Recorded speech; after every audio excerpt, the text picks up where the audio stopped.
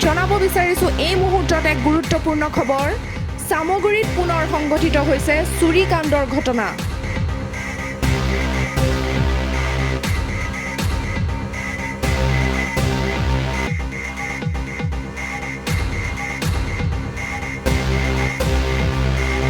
সামগুৰিৰ ডাউনটাউনত থকা ইকম এক্সপ্ৰেছ নামৰ কুৰিয়াৰ সাৰ্ভিসত সংঘটিত হৈছে এই চুৰি কাণ্ডৰ ঘটনা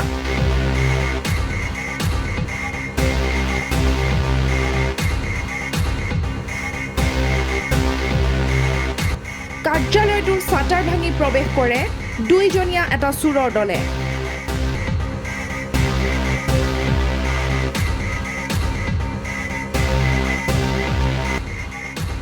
কাৰ্যালয়টোৰ পৰা ৫১,০০০ নগদ ধন লৈ যায় চুৰৰ দলটোৱে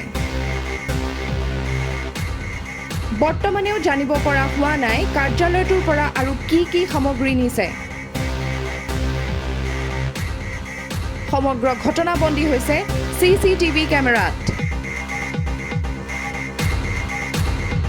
চুৰৰ দলটোৱে চুৰি কৰিবলৈ আহোঁতে লগত লৈ আহিছিল এখন ৪চকীয়া বাহন এই বাহনখনৰ লগতে চুৰক বিচাৰি ইতিমধ্যে আৰক্ষীয়ে চলাইছে অভিযান